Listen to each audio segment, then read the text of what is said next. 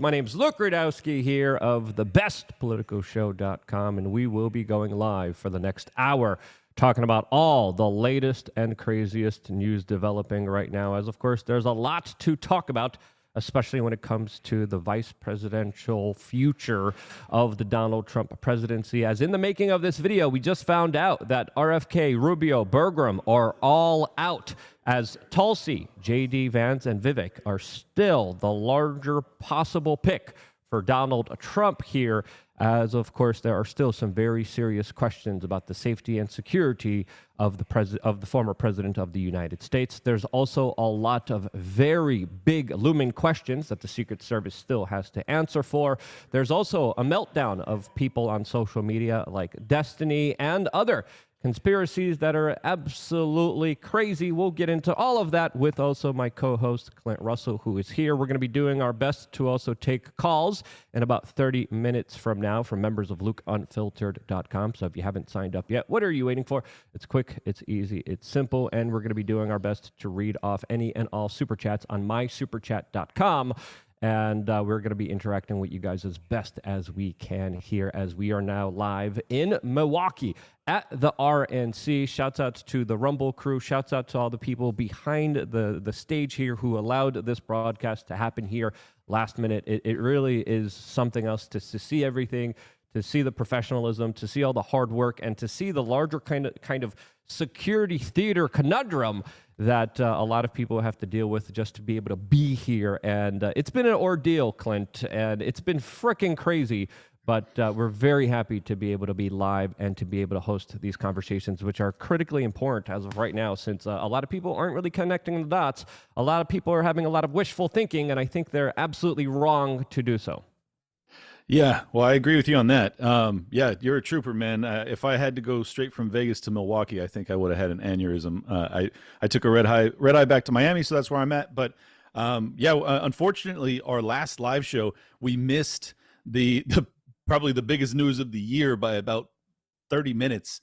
The attempt on Trump happened right after we ended the episode with Chase Oliver. Yeah, we were in the elevator. It was me, you, and Josie, and then Josie was like freaking out. I was like, "Oh, it's nothing. Don't worry about it." I didn't even look at my phone. And I'm like, and then I looked at my phone. I'm like, "Oh my God, this changes everything. This is a major event that not only is going to be in the history books, but right now is literally the warning shot to everybody out there that the establishment is not playing around. This is serious. This is a legitimate attempt to try to usurp the will of the people. This is a legitimate attempt to try to, of course, solidify essentially the New World Order, to solidify the establishment's grip of control on everybody.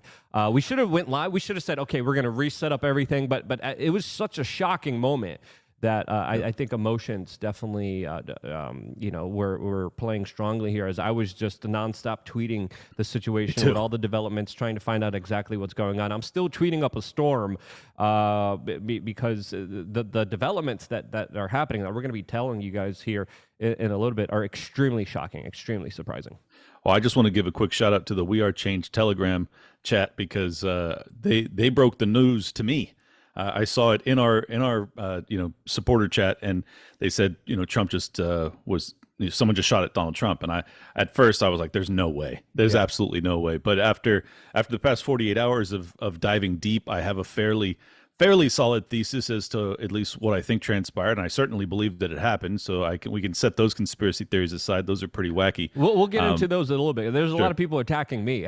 I'm like, okay. Well, as I'm laying out the case, I'm laying out the argument point by point with corporate media bullet point about the larger anomalies here that don't add up, that don't make sense. The Daily Mail literally has an article pulled up right now, which I think is meant to confuse a lot of people or to muddy the waters here. This is probably them just inputting a lot of disinformation, as the lead head article on the Daily Mail right now is about a woman sitting having a weird reaction to gunshots going off. And again, This woman could have just been oblivious. Why are we focusing on her? Why are we talking about her when we have anomaly after anomaly of so many weird things that happen? And I made a post about this, and I keep updating it. It already has millions of views, 12.4 million views on Twitter, specifically going after point by point the larger questions and anomalies here. The latest one, we just found out from ABC News that the building that was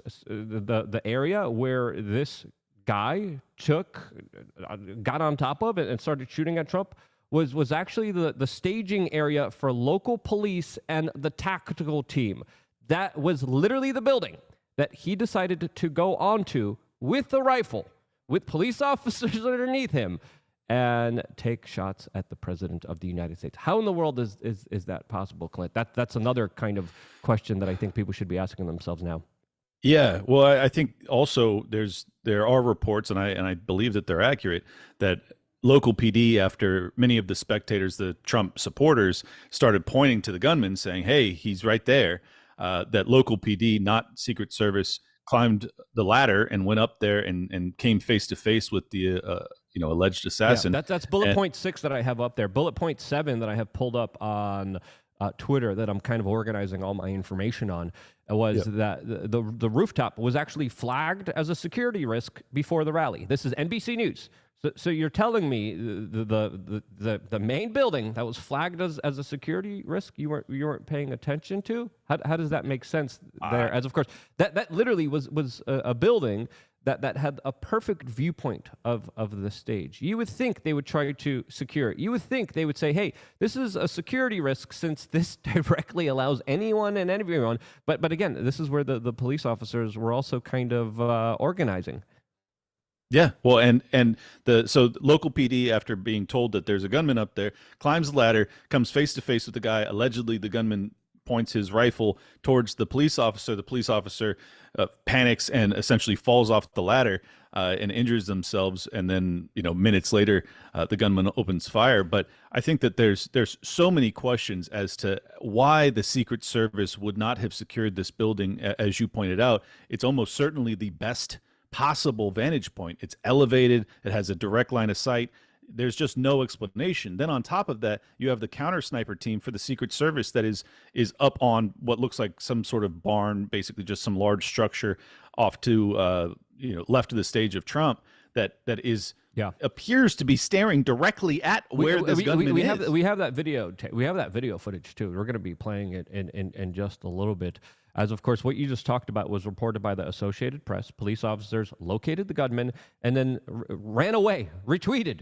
Retreated, yeah. You would think this would be time, especially with all the communication going on, especially with Secret Service there, especially with everyone talking to each other, especially with the police radio there. They could say, "Hey, there's a gunman on the roof. Let's get Donald Trump off of the stage." Why didn't they get him off of the stage? That's a question that I think is on everyone's mind here, as of course some witnesses say that this whole entire saga was going on for 3 to 4 minutes. There's 2 witnesses that came forward and said, we were telling specifically police, we were screaming, we were pointing, 3 to 4 minutes, there's a gunman on the roof. And you still keep Donald Trump on stage there? You don't evacuate the president of the former president of the United States? That's just absolute lunacy. That is absolutely insane. There's no excuse. Yeah. There's no excuse for it. And here's some additional information, which I know you're privy to, but just for the audience's sake. Apparently, the Secret Service team that usually assists Donald Trump or protects Donald Trump. Hey, Clint, we just got some breaking news. We got breaking news happening right now, and it looks like J.D. Vance has been announced as officially the vice president for Donald Trump. Major breaking news, I think disappointing news for a lot of people who are anti-establishment. We saw the Daily Wire kind of calling for him and Vivek last night.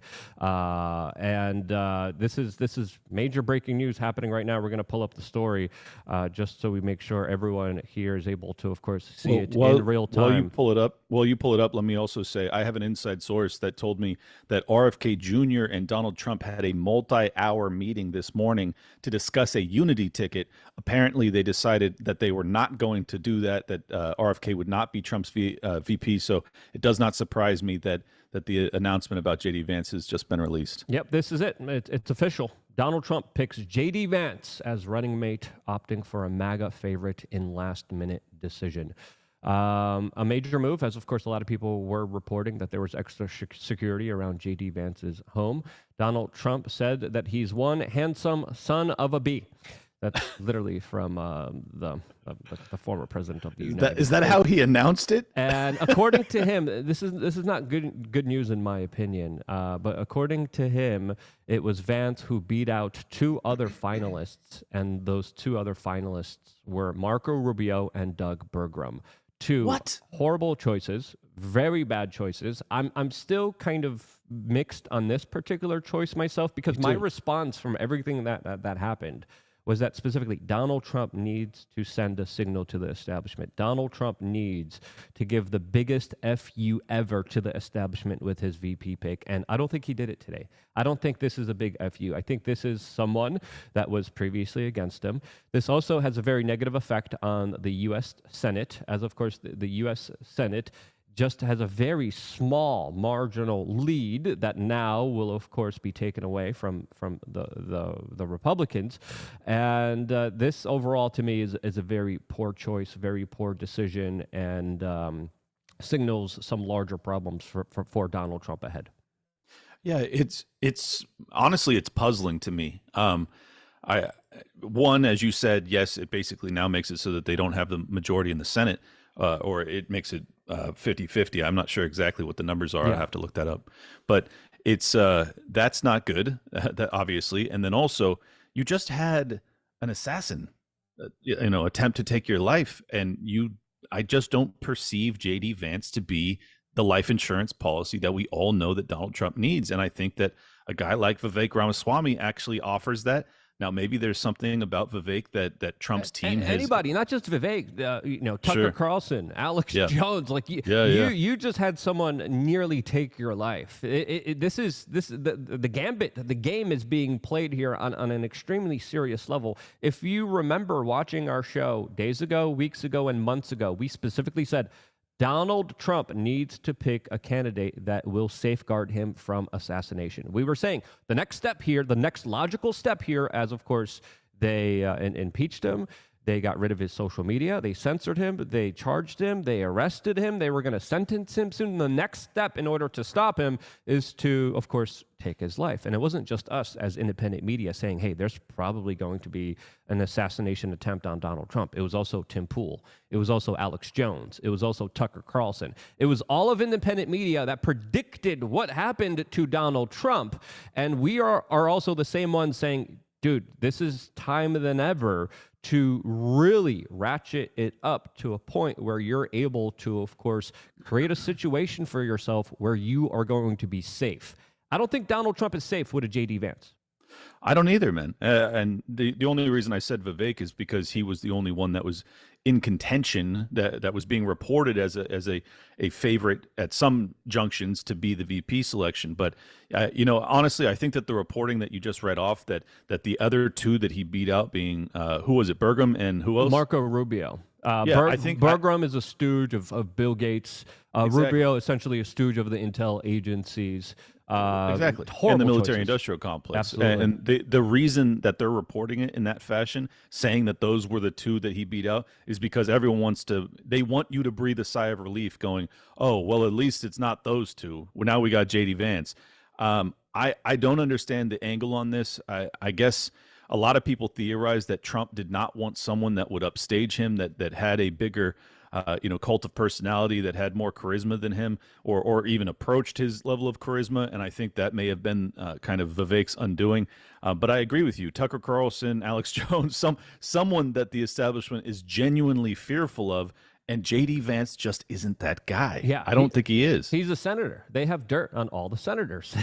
To get into the Senate club, you need to be in the extortion club, as we know from talking to a lot of people inside of that kind of organization. And this truly, I think, is a major blunder. I think this is a major mistake. and it's really going to put Trump in a more of a precarious situation moving forward. As of course, the establishment, in my opinion, was very desperate. And I think the next move is only going to be that much more desperate from here. So we could expect anything and everything of course. to potentially happen here. What do you think about the reporting? Because the insider I have is very inside. I'm very confident in this report that in fact Trump and RFK met for hours this morning to discuss a unity ticket. I think. Yeah. You know, and my feeling on that. If there's anyone familiar with if there's anyone familiar with assassinations, it's RFK. Exactly. Sorry, I mean, he's been incredibly, famous for talking openly about what happened to his father and his uncle. Maybe other people in his family. I won't theorize about that. But yeah, when me and Tim Pool interviewed him, he said specifically, yeah, it's the intel agencies that took the life of my father and my uncle, JFK and RFK.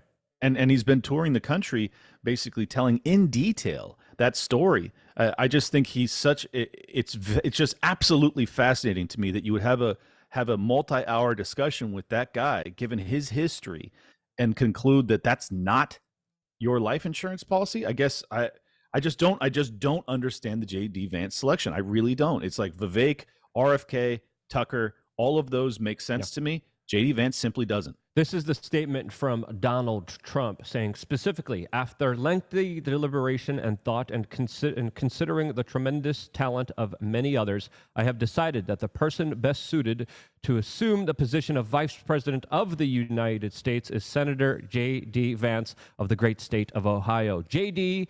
honorably served our country in the Marine Corps, graduated from Ohio State University in 2 years, summa cum laude, and is a Yale Law School graduate, where he is editor of the Yale Law Journal and president of the Yale Law Veterans Association. As soon as I hear Yale, I automatically think of Skull and Bones. I automatically think of all the secret societies associated with that. As, of course, joining us here for this conversation is the one and only Jeremy from the Quarterman. Jeremy, thank you so much for joining us. The news just broke, and Donald Trump picked J.D. Vance. You kind of called it. We were hanging out earlier today, and you were like, lock it in. It's going to be J.D. Vance. You were absolutely right on your prediction. What's your response to this pick? Because me and Clint aren't that happy about it. It's a B. There's nothing wrong with it. It's no Rand Paul or Tulsi, which some people wanted, Stick, Sex, and Hammer. Thomas Massey. It's fine. Yeah. It's fine. Yeah. Roger Stone really wanted Tulsi. He was really pushing for her as well. People really did want them. Really, people wanted Tulsi for a variety of reasons, but she was also kind of divisive, where J.D. Vance isn't as divisive as you might think. He did have his never Trumper kind of era thing, but I think J.D. Vance helped solidify the Midwest. Not that Trump needs it as much anymore, but I like to see him Michigan, Wisconsin, Minnesota. Trump's got to win one of those probably. Wisconsin's in play. They're all in play, but I would say it's JD helps with that. Yeah. For me, my situation is he's got it in the bag. There's no way, after what happened to him, where they tried to take his life, that he is not going to become president of the United States. Look at what happened to Reagan. Reagan was able to sweep almost this entire country after his assassination, that the Secret Service actually acted on in a very quick and an effective way, unlike this one.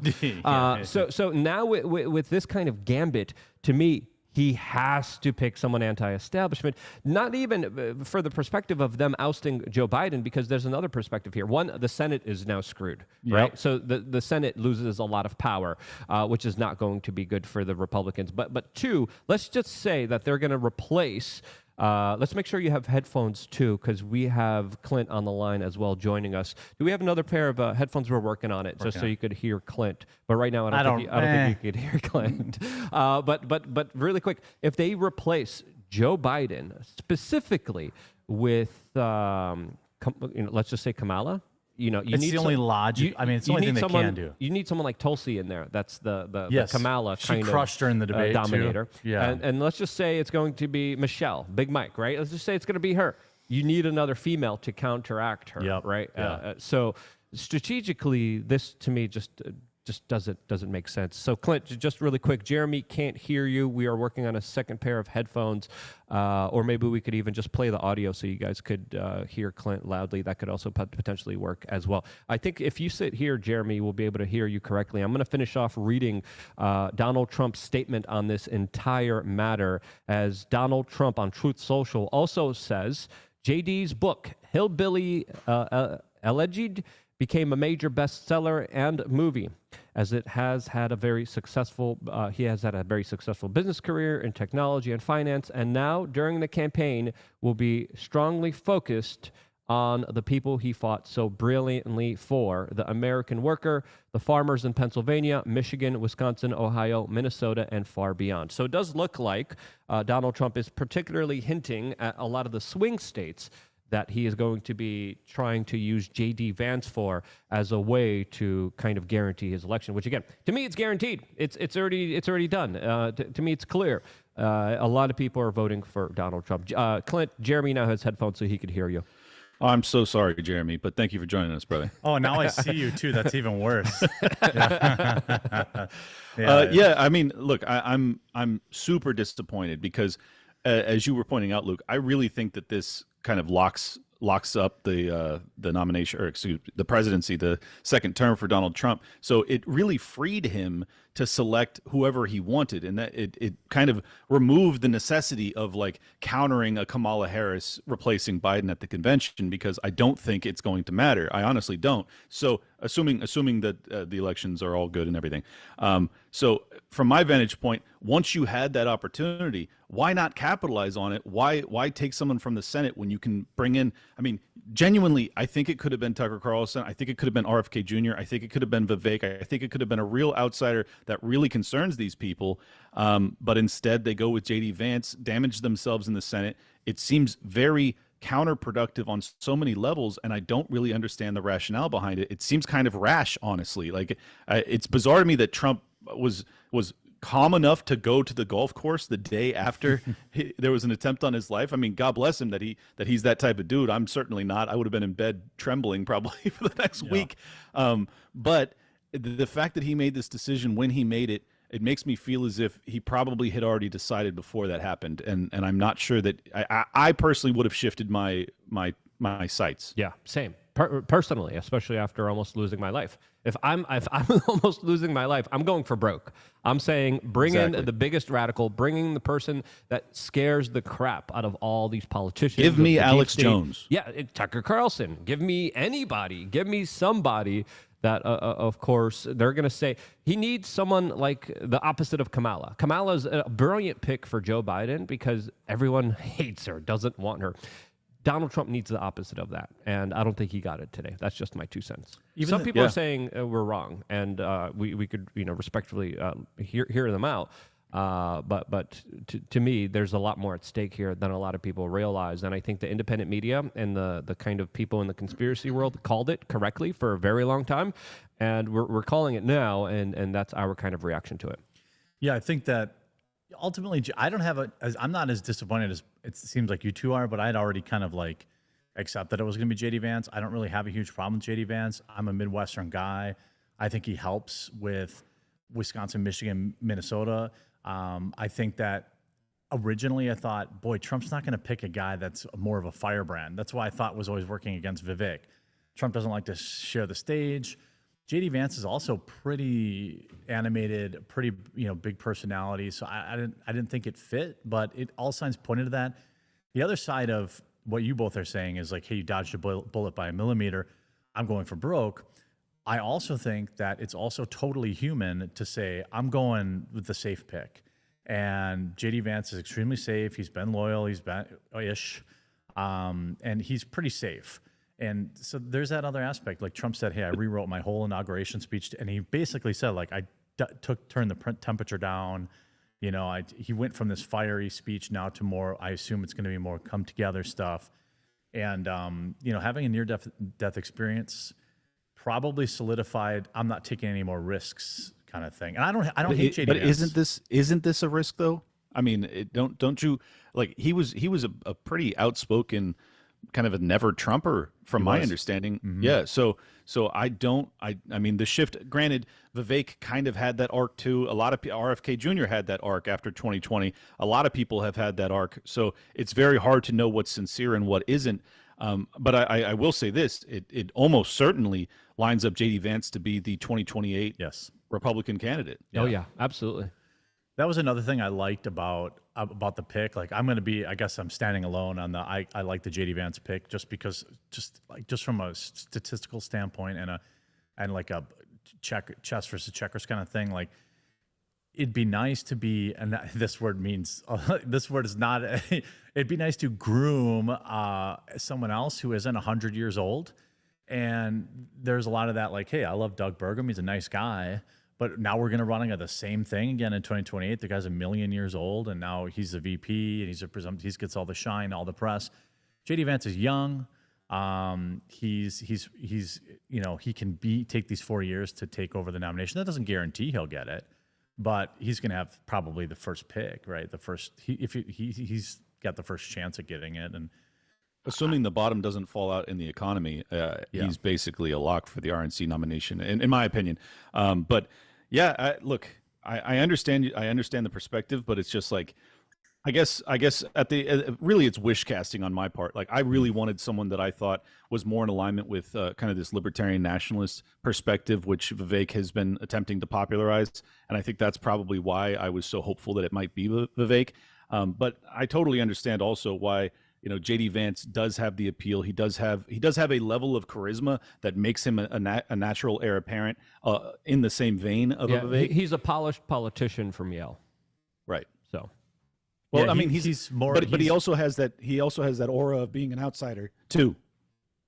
Yeah, and he didn't. I thought when I was driving over here and then walking the 500 miles and sweating all over the concrete. They really make you work here. Holy smokes. It's nice to see Secret Service finally take their job seriously. I feel like they're taking it out on us. I was like, yeah. I saw you saw my Twitter feed. That's why I have to enter 74 blocks away. They were so rude to me too this morning. They were so annoying. I like literally got into it with one of them. I think you bring that out of people. I kind of do. Yeah. I had to kind of hold myself back a little bit too. And I was like, "Are you kidding? Now you want to do your job? Okay, all right, good." Yeah. See, I didn't do any of that. I gave them a big smile, and then I got past security, and then I thought about making a joke about, haha, fooled him again. And then I was like, nope, don't do that. Not the time to do that. Yeah. But yeah, Milwaukee is totally locked down. The whole downtown area is barricaded many, many miles around this whole entire perimeter.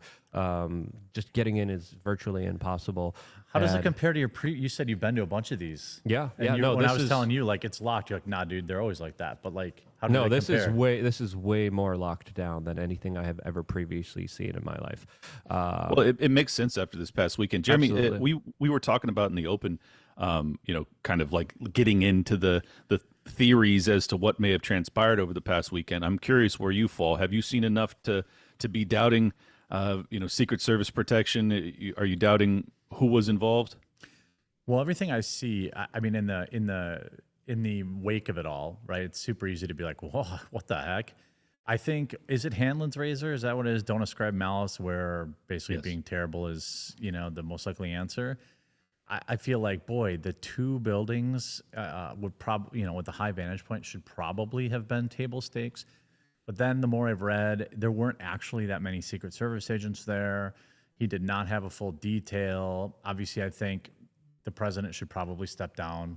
That just has to happen. The president of the Secret Service, who was appointed by Joe Biden. Joe Biden, and very close to Jill Biden, Dr. Jill Biden. Dr. Jill, don't rob her over a medical degree. Let me piggyback off that. Let me piggyback off that point, Jeremy, because you're making it sound like that excuses the lapse. But if you actually listen to RFK Jr.'s story about the assassination of his father, that's very similar to what happened, where they changed the venue at the last second. They had different security on hand. Basically his thesis is that the security agent that actually took RFK Sr.'s life was a CIA asset. And it just, from my vantage point, what I'm being told is that the normal Secret Service detail that would have been on Trump was pulled to be put on Joe Biden. That decision comes from a Biden appointee. Jill, right? Yeah, Joe. Jill. Yeah. Yeah. Yeah. Well, there's a lot of, you bring up a lot of good points, Clint, because there's a lot of coincidences, a lot of accidents, a lot of mistakes, and Secret Service is now blaming the local police. And I'm like, okay, we've heard that before, and we heard that during, of course, the assassination of JFK. But luckily this time we had retard Oswald who missed his shot and didn't make it. Thank God, because if he did make it, this country would be in a lot of trouble. I also have a bunch of other bullet points that kind of raise a lot of alarms to me. CNN also reported that this guy was literally spotted acting suspiciously near the event, and authorities over the radio said to keep an eye on him. And this info was passed over to Secret Service, and of course, they didn't do that, did they?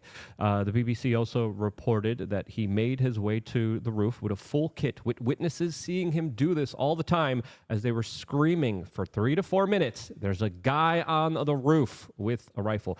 Secret Service, local police, I mean, all of this was probably communicated. I want to see the logs. I want to see the radios. I want to see what was said, because this is the time that Donald Trump should have been taken off stage. Hey, there's a crazy guy literally on the roof with a rifle. Get him off stage immediately. And I think another aspect of this that is really important to bring up here is that the sniper spotting team, you literally see the agents looking directly at him for at least 42 seconds. We're talking about retard Oswald here. I don't want to mention his name. I don't want to show his face, because that's how you spur on copycats.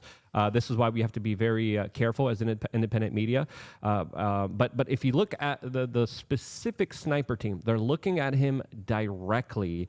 And one of the agents, we have the video pulled up here, literally tries to take cover when he is, of course, shooting at the President of the United States. They allowed this guy, when they had eyes on him, they had the scope on him, they had the rifle on him, pointed directly at him. They allowed him to take shots first at the former President of the United States, which is absolutely not excusable. I want to know what happened. I want an explanation from these guys. I want to hear exactly what happened here. We need a full investigation, not by the FBI, as Joe Biden literally took to national media and said, "Don't question this, guys. Let the FBI handle it, man." Yeah, F that. No, absolutely not.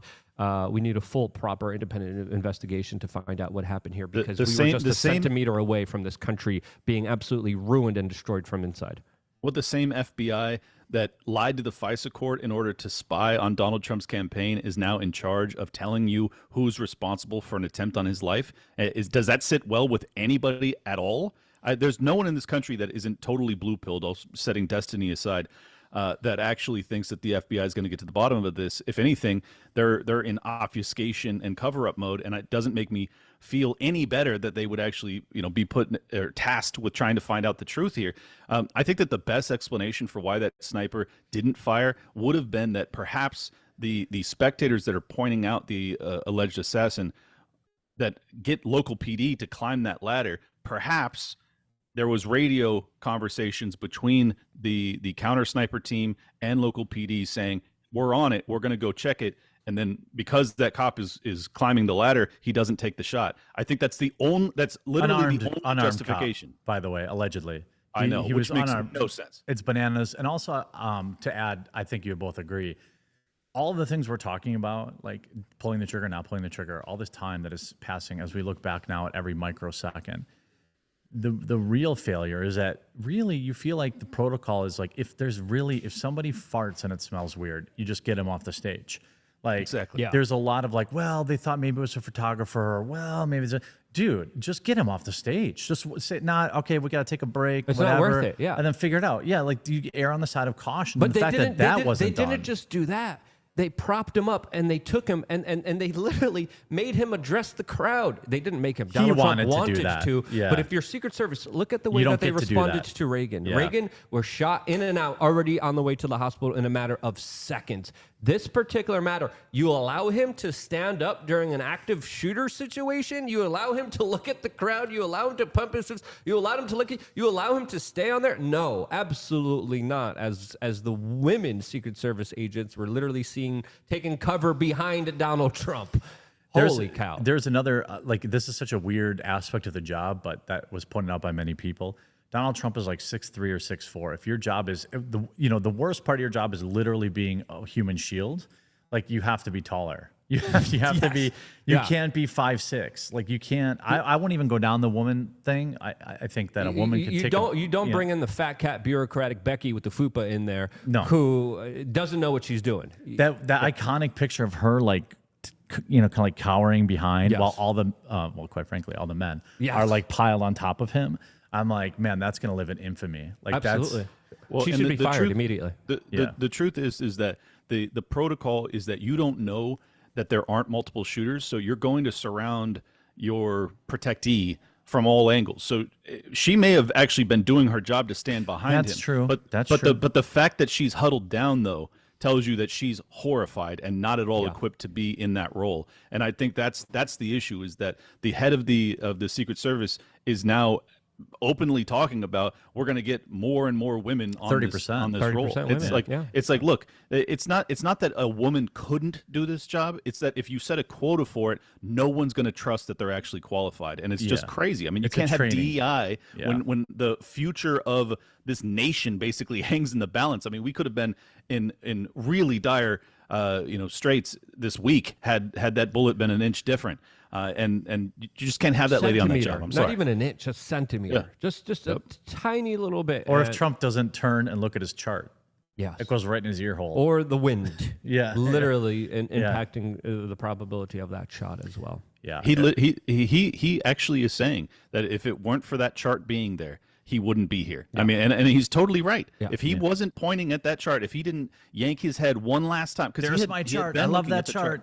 I know, but he had been looking at the chart, and then he kind of looks back at the audience, and at the last second he angles his head real hard to look at that chart one last time, and that is the second that he saved his own life. It's unbelievable. I think I'm going to put that chart on a T-shirt if my team is watching. That as a blessing to a lot of people out there to really just appreciate how lucky we are and how close we came to just utter chaos, as there's still some people saying a lot of crazy things, including Jack Black, including a lot of celebrities, including a lot of leftists that are coming out and antagonizing and creating speech that is inciting more violence, which is absolutely crazy to do at this time. I want to talk about those people. There's one person literally outside, reported by Timcast, talking about how she's sad that the bullet missed, which is crazy. This is absolutely insane that we're living in a country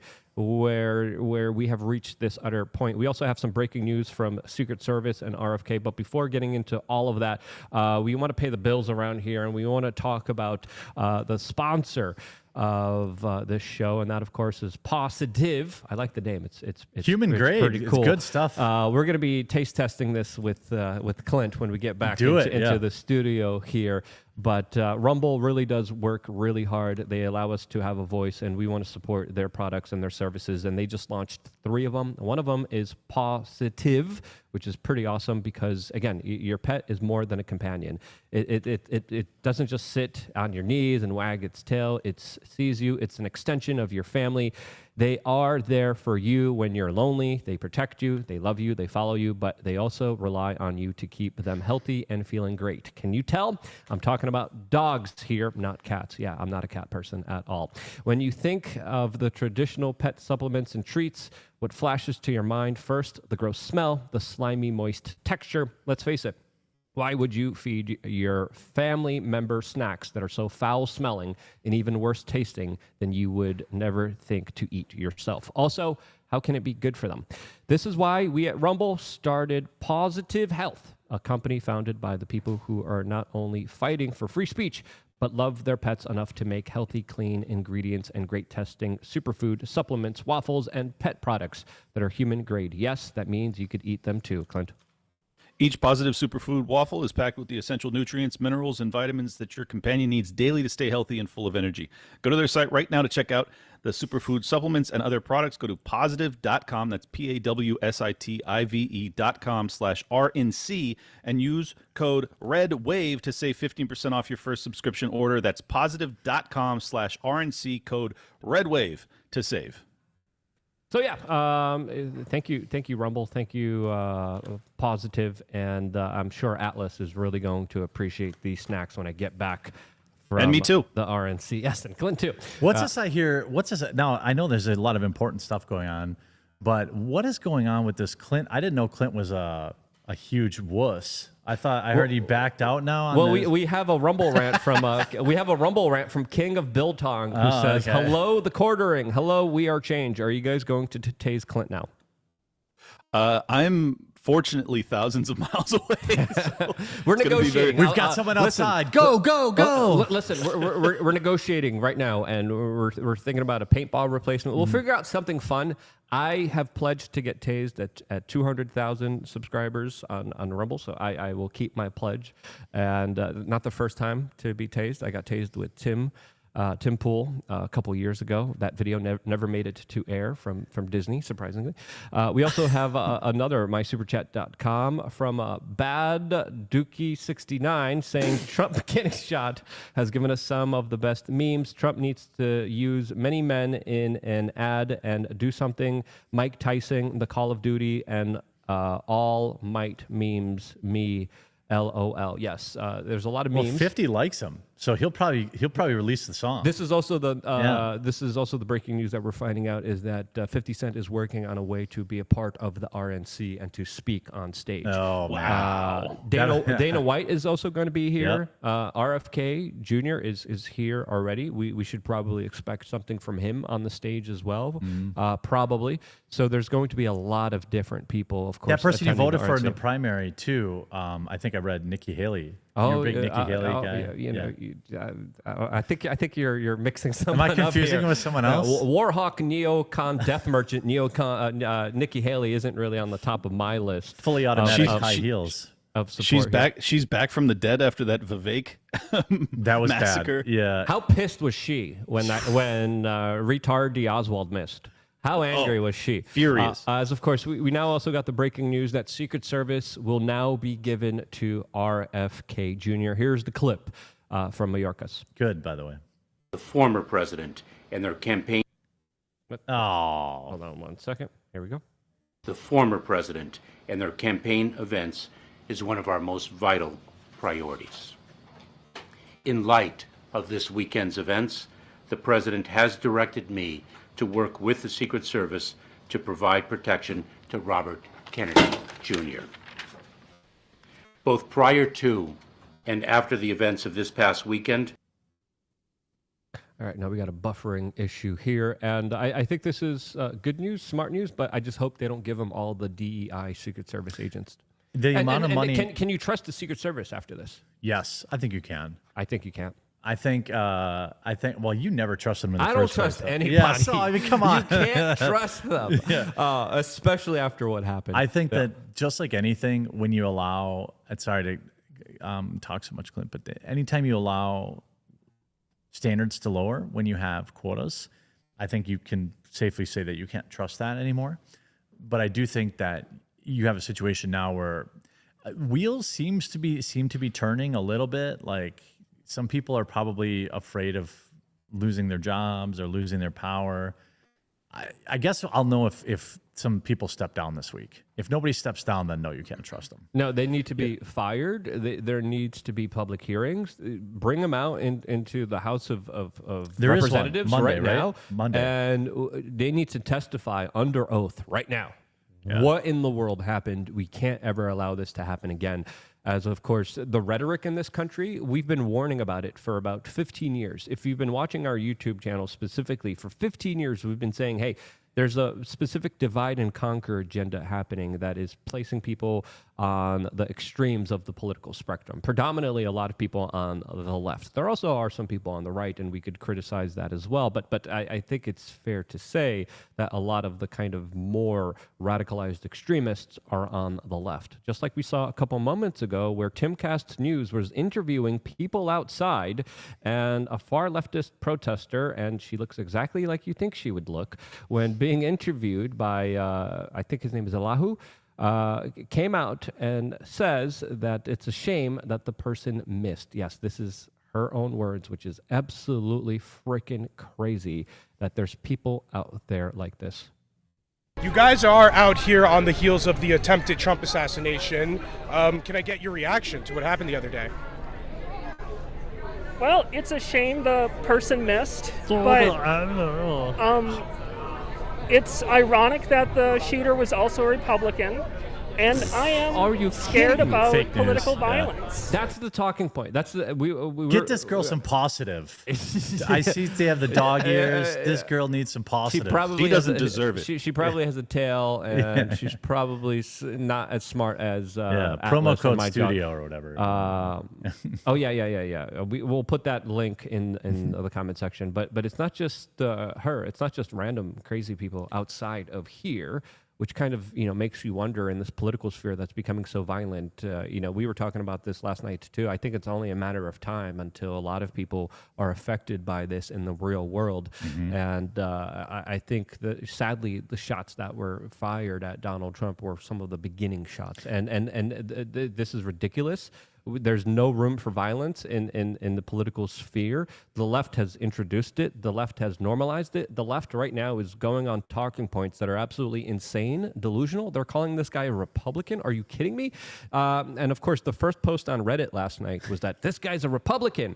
And we saw France 24 being like, yes, he's a Republican. Yeah. Without any context, without any kind of deeper information about what really was going on here, as clearly it's fair to say that a lot of this news is being weaponized against the general public. Jack Black also had some crazy, vile comments to make about this. And I will always respect people's free speech, but this is, I think, beyond free speech, especially when we're dealing with literal assassinations.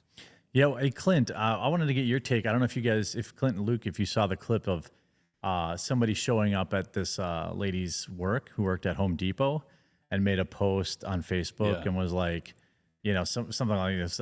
And, part of me thinks, I don't like that. But then part of me thinks, yeah, you know what? This kind of language and rhetoric has been going unchecked. It's not like the guy went berserk. He just said, hey, are you so-and-so? Did you say that you're sad that the guy missed? Like, what's up with that? And she's like, I'm at work. I'm at work. Please don't get mad at me. I saw the video thanks to your Twitter account, actually. Look, I'm of the opinion that I still don't like the idea of going to people's places of work and trying to drag them for their social media takes. But at the same time, what she's saying is truly abhorrent. I'm not at all surprised that this is like a turnabout is fair play type of thing, where for how many years now, over a decade, anybody that has any conservative or even libertarian leanings has had to be fearful of losing their work for their political opinions. It's kind of like, all right, well, now it's your turn at the whipping post. So I guess it's turnabout is fair play. I don't know if that's the right. That's saying, how I felt. I was like, I don't like it, but I'm not mad about it. Yeah. Right. Robert Barnes is also in the house. I don't know if you want to join us, Robert, but we would also greatly appreciate your kind of perspective here on the entire matter. Take my spot? Whatever you want, Jeremy. But shouts out to Jeremy too. Jeremy follow from the Quartering. Go follow him. Go check him out. He also is a major kind of Rumble producer. And then you guys could swap out if you want, or he could just sit here because we're almost at the end of our broadcast anyway. I'm live right now, so I gotta get ready. Okay, yeah, Jeremy's going to be doing his show. Go follow his channel. And when are you live, Jeremy? Right after you, bud. Okay, perfect. So yeah, stay tuned, specifically on Rumble, and the Quartering will be going live after this one. And do you want me on that stream too? Because I don't mind being on that one too. As of course, Robert Barnes is also here in the house as well. I don't know what your response to all of this, but for me, everything that happened is kind of an indicator that you cannot trust the establishment. You cannot trust the Secret Service. To me, this was a retardy Oswald. This was JFK 2.0. This is another kind of attempted deliberate destruction of America from within by trying to target Donald Trump. What's your assessment? Because some people are saying, oh, it was just an accident. It was just DEI people. And I'm like, no, this is way bigger. This is something else that's way crazier here. Well, just look at the timing.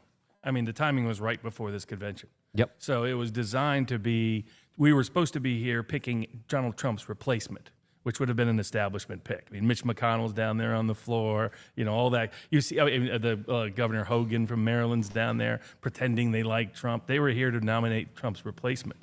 And the other thing is it showed me that Trump had picked a VP that the deep state and the establishment would be afraid of. And now the word come out, he picked J.D. Vance. And J.D. Vance, old working class populist roots. I mean, people might know him from Hillbilly Elegy. I mean, I talked to him early on in the Senate campaign when he was considering challenging the Ukraine war. And he was saying, look, as soon as I do this, I'm going to have all these people defund my campaign. I'm going to have a bunch of other people fund opposition to my campaign. I'm going to have Rupert Murdoch drop hit pieces on me. And in fact, Karl Rove was doing hit pieces on him as we speak. And the fact he was picking somebody like J.D. Vance meant that the establishment felt that Trump had to be removed. And their one opportunity to do it was right before the convention. Do you think that just kind of extrapolating off your thesis that this would have been the time to basically pick Trump's replacement, well, the whole nation's in mourning, which would have been unbelievably dramatic. Do you think that they were trying to just foist Nikki Haley on us, or who do you think would have been their selection? It would have been somebody like that. It would have been an establishment pick. It would have been someone that the deep state is deeply comfortable with.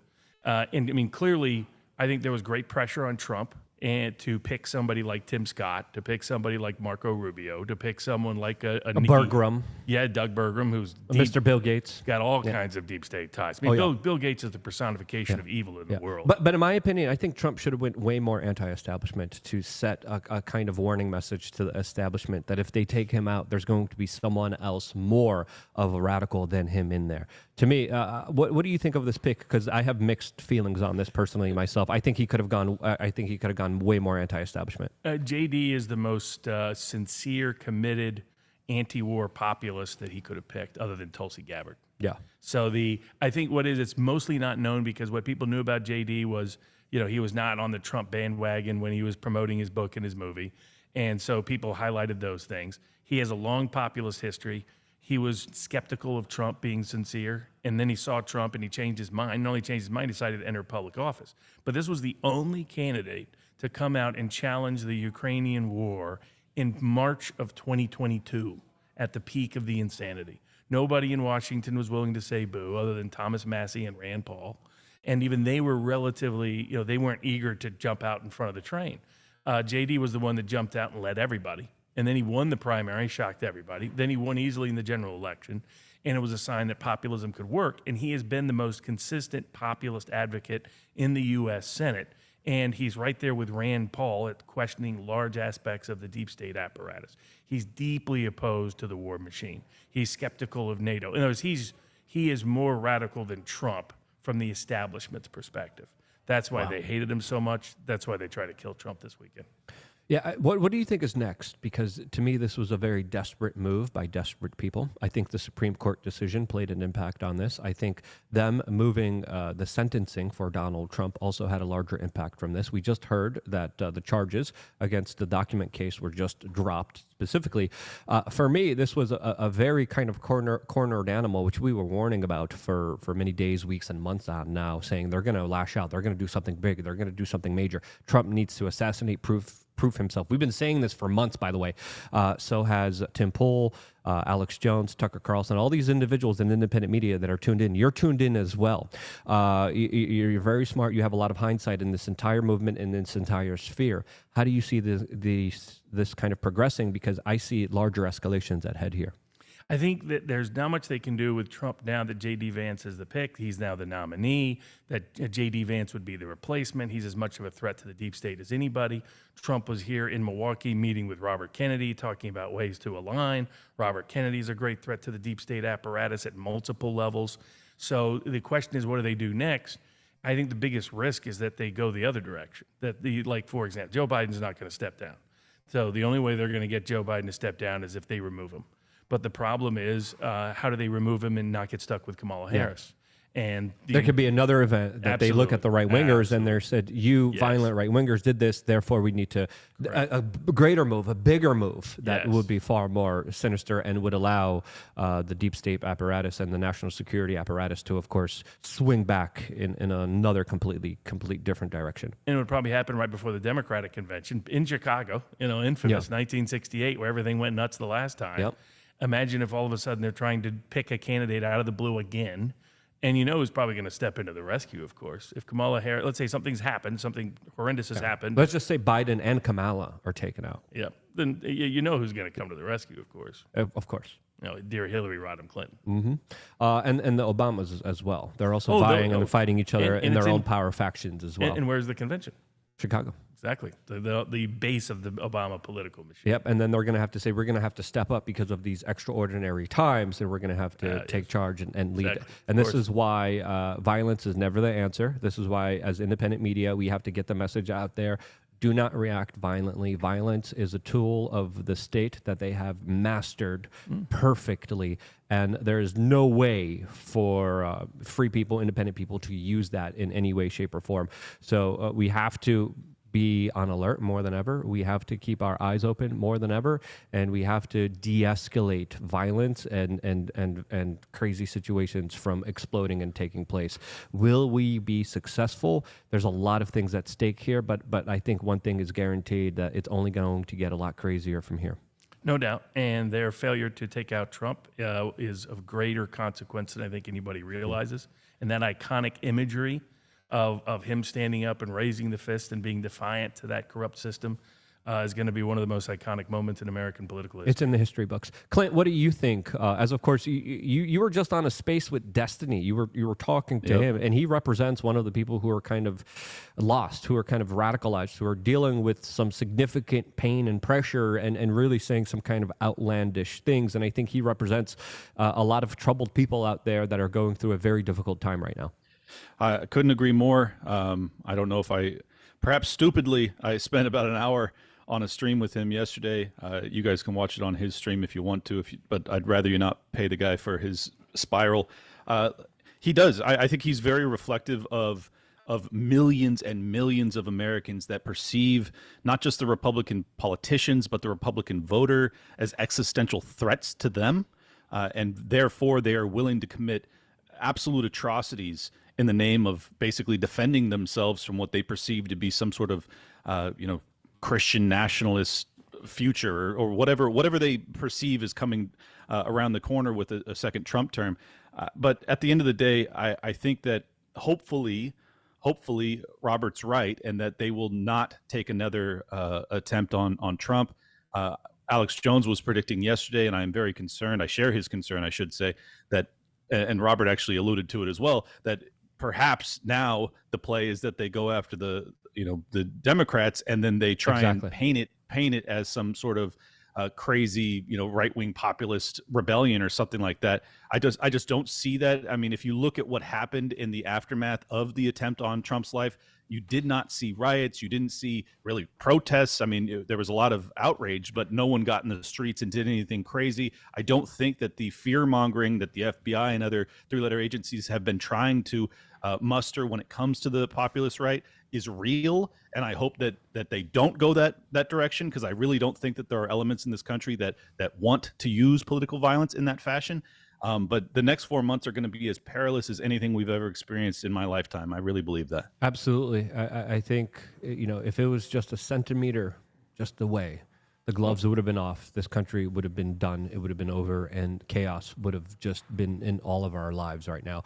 And thank God that bullet missed. Thank God. Well, they tried to recreate 1968. Yeah. And thought they could survive in that same mechanism. And Trump turned his head at the right time. And whether you put it as fortuity, fate, spirituality, whatever you assert, give it to, is an extraordinary event for American freedom, because of his assassination would have been traumatic and tragic for the American political experiment. Yeah, Robert, thank you so much for joining us last minute. I know you were just hanging out. We kind of called you in here. Where can people follow more of your work? Oh yeah, so we'll be Viva and I will be here throughout the week, or large parts of the week, whenever we can, and stopping in. But otherwise, at vivabarneslaw.locals.com. Thank you so much for coming on. Really appreciate you. Really appreciate the Quartering. Check them out on the Quartering. We're going to continue to go live on his channel right after this one. He stepped in for my show. I'm going to be stepping in for his show. We're going to be live tomorrow, 1 p.m. Central Time, here at the RNC, and same with Wednesday, 1 p.m. Clint is going to be, of course, joining us for that, and I'm going to be trying to get as many people in studio here with us. I'm going to message Vivek right now, try to get him to come on the show tomorrow, as, of course, we want to thank Rumble. We want to thank all the people working behind the scenes here who allowed this broadcast to happen, and all the incredible people that are here on our side. We got a couple Rumble rants that we just wanted to read to really quickly, and then we'll do our outros. Clint, we got one from Bill Dozer 74.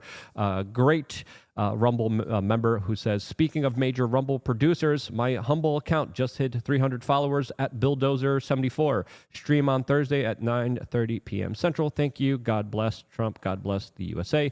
And we got another one from Quantum Cool saying, calling the shooter Republican reeks of Vegas. I have some questions that the establishment wants to go away. Also, yo, Jeremy, good to see you with Luke. Don't say coffee. Okay, Quantum Cool. Thank you for all of your super chats. Thank you for sharing this broadcast. Again, we're working our butt off here. Me and Clint just literally we're at Vegas. We interviewed Chase Oliver. We interviewed Rob Schneider. We interviewed Congressman Thomas Macy. Those videos all up right now. Check them out. As of course, everything we've been saying was going to happen has happened. It's only going to get crazier from here. Independent media, I think, is seeing it better than anyone else. If you agree, subscribe, click the notification button, because we're going to have a lot more coming here from the RNC. Clint, thank you so much for calling in. Sucks that you can't be here. Where can people follow your work and check you out? Yeah, at Liberty Lock Pod on X. If you want to support my work, you can subscribe there. I'll follow you back. Or libertylockdown.locals.com to support me also. And I will be putting out a new episode of Liberty Lockdown tonight, which you can find on YouTube and everywhere else, where I break down the debate I had with Destiny, but also just a deeper dive into everything we know about the attempt on Donald Trump's life, and kind of my overall thesis, because I have formed a pretty solid one after the past 48 hours of doing basically nothing but watch footage and listen to first hand eyewitness accounts and things like that. It's genuinely, it's weird when when you've experienced living through history, but I think every single one of us in Vegas that day all knew right away, oh, this is historic. This is a really, really big deal. Yeah. And let's just thank, as you were saying, thank God that bullet was off target, because I don't even want to think about what would have happened. Yeah, this is a lot bigger than a lot of us, and we truly have to count our blessings. So, Clint, thank you so much. Really appreciate you. See you tomorrow, 1 p.m. Central Time here on all the social media platforms that we are going live on. Again, thank you for Rumble. Thank you for you guys subscribing, clicking the notification button, becoming members. I was in the members chat. I don't think anyone responded. You could respond next time. You could call in next time, all through lookunfiltered.com. I wouldn't be here if it wasn't for you guys, and this is why. I love you guys. Stay tuned for more here on the best political show. Be safe out there.